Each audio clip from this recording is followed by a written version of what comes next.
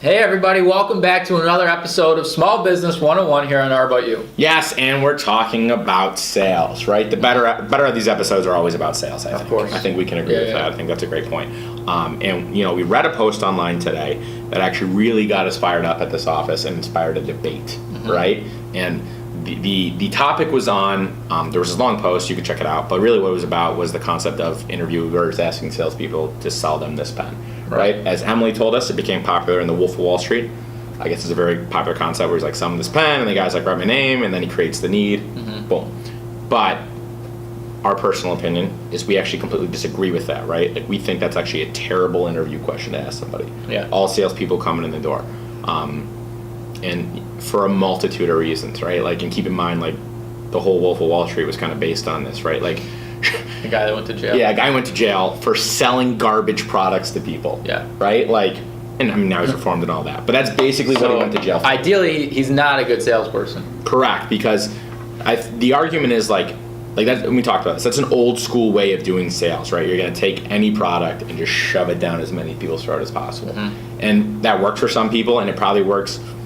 If you're selling like pens, that might be a good product, but like today, I don't think companies want salespeople like that today because you're going to sell products to people who, I mean, completely honest, everyone doesn't need your product. You know what killed that is the invention of caller ID.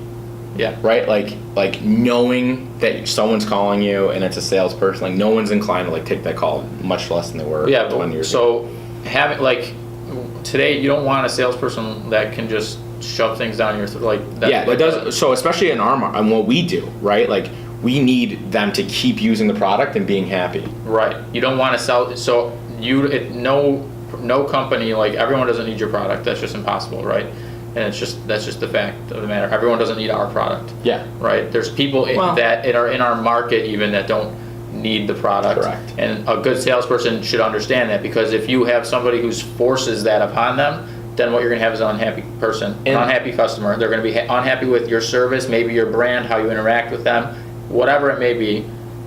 And then you're going to end up having bad reviews, bad press, somebody who hates you, and that's not good.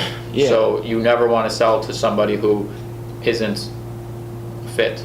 And right? I think everyone knows like a really good salesperson, right? Like someone you bought from somebody or whatever. And like you'll often hear them say this.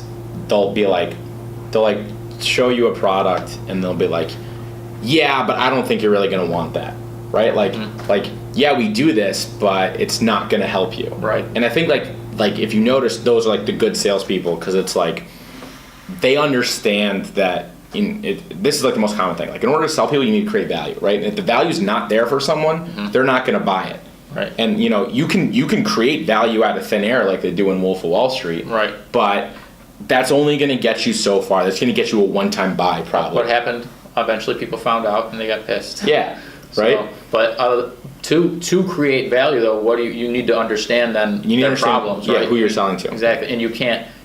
We don't sell a product; we sell a problem. Yeah, exactly. And so the new person walking off the street, and you say, "Hey, sell me this pen." They know nothing about the pen. They know nothing about the person they're selling. Like create some context, maybe. Right. Like, hey.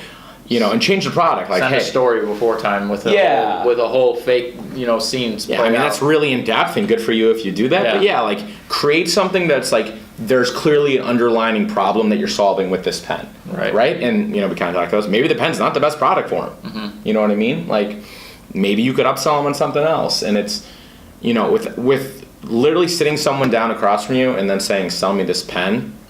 The only person that would ask that to, in my opinion, the only person that would ask someone that question in an interview is a person who doesn't really understand sales. Yeah. So, because there's more to it than that. Yeah. Unless you're trying to invoke a response from the salesperson that is, I can't sell you this pen because. Yeah, maybe it's a test, right? Maybe you're testing them to see if they go in for like the pitch where it's like, this is a beautiful pen, it writes so smooth. And it's like, okay, I don't want to. Yeah, clearly, yeah. But if you're trying to find that diamond in the rough who says, I don't know anything about this pen. That's next level there. Yeah, here's the offer. But, yeah. But yeah, so it's. It's a stupid question. As a salesperson, I hate it. It's degrading to salespeople everywhere. Yeah. So stop freaking asking it. Don't ask the question. Yeah, I guess that's the easiest way to say this. That's it. Cool. Thanks for watching. And see you next week. See ya. Fire in the hole. He hit it.